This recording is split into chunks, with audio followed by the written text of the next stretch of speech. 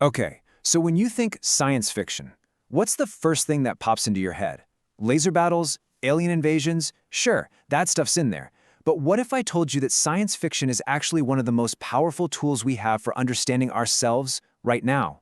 It's not just a genre, it's more like a user's guide to the future, and maybe more importantly, to the present. So let's just get this out of the way right now. Is it all just aliens and spaceships? The short answer? Nope, not even close. Think of all that stuff as, well, just the window dressing. The cool starships and the weird aliens, they're really just powerful metaphors.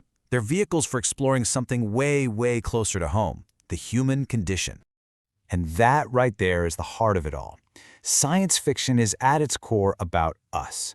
It's a genre that takes our world, all our anxieties, our hopes, and just cranks the volume all the way up by placing it in some wild new setting. The technology itself isn't really the point. It's more like a funhouse mirror that distorts things just enough to give us a shockingly clear new look at who we are. Now, this is a super important distinction to make, especially when we talk about science fiction versus fantasy. They both love to ask that big, juicy question, what if?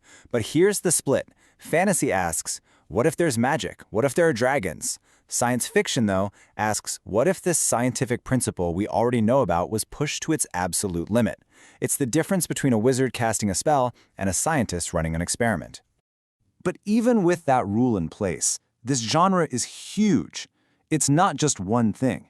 It's this massive, sprawling spectrum of ideas and styles, stretching all the way from super detailed, rigorously calculated science to these completely wild, out-there galactic adventures.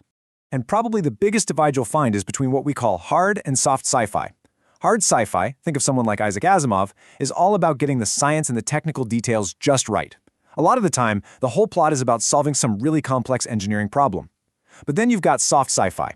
This side of the spectrum uses its speculative setting to dig into the humanities. We're talking sociology, psychology, politics. Ursula K. Le Guin was an absolute master at this, using entire alien cultures to ask these deep, profound questions about our own. So what does this spectrum actually look like in practice? Well, let's take a look. First up, cyberpunk. You know the vibe, right? The rain-slick city streets, that constant neon glare, giant mega corporations looming over everything. This is the world of William Gibson's Neuromancer, a really gritty vision of the near future that asks a question that feels, well, terrifyingly relevant today. What's actually left of your identity when technology is literally inside your head? Okay, now let's zoom way, way out from the street-level grit of cyberpunk to the gigantic scale of space opera. This is where you get the epic stuff: interstellar wars, fallen empires, grand political drama playing out across entire galaxies. But here's the thing. Even in a massive, sprawling saga like Frank Herbert's Dune, the questions at the center are still deeply personal, deeply human. Stuff like what really makes a good leader, how do we live in balance with our environment? And then, of course, there's dystopian fiction. This is science fiction at its most openly political. I mean, you look at classics like 1984 or The Handmaid's Tale. They're not just trying to spook us with some scary, oppressive future. They are holding up a big, clear mirror to the social and political trends of their time. And let's be honest, of our time too. It's a powerful warning about where unchecked power can lead us if we're not paying attention. And that really brings us to the main point, doesn't it? All these strange new worlds, all this advanced technology, it's all in service of holding up a mirror to our own reality. It's about us, right here, right now. I absolutely love this way of putting it. A laboratory for experimentation. That is just perfect. That's exactly what sci-fi is. It gives us this safe, imaginative sandbox to run these wild thought experiments we could never, ever do in real life. We can ask, what are the ethics of artificial intelligence? What's the human cost of a perfect society? It lets us explore the consequences. And this leads us to one of the genre's oldest and most urgent questions. It's a question that stretches all the way back to Mary Shelley's Frankenstein and is still at the very center of today's debates about AI. The question is this: what do we owe the things we create? And in turn, what does our technology reveal about us, its creators? Another huge theme is social critique. What science fiction does so well is it takes a trend that's happening right now, say surveillance or out-of-control consumerism, and just dials it up to 11.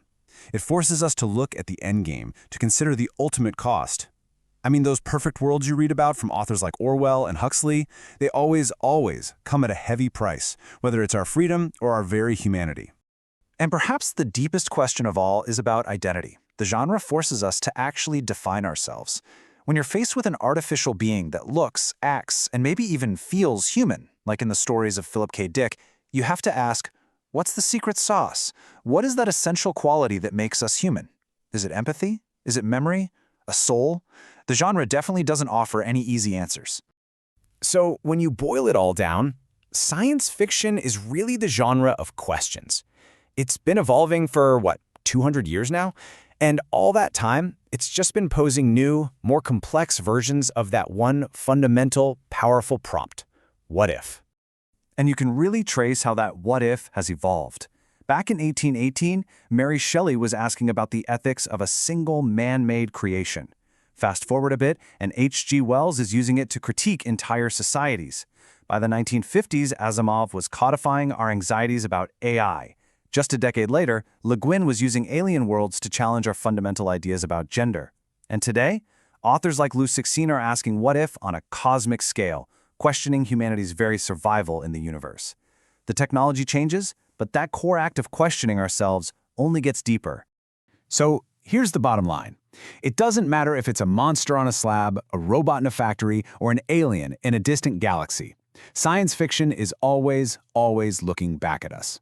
It uses the imagined to understand the real. In the end, science fiction isn't a crystal ball. Its job isn't to predict the flying cars of tomorrow. Its job is to ask us about the choices we're making today. It forces us to look at the path we are on and ask, is this a future we actually want to live in? So the real question the genre leaves us with isn't what the future will be, but what we will choose for it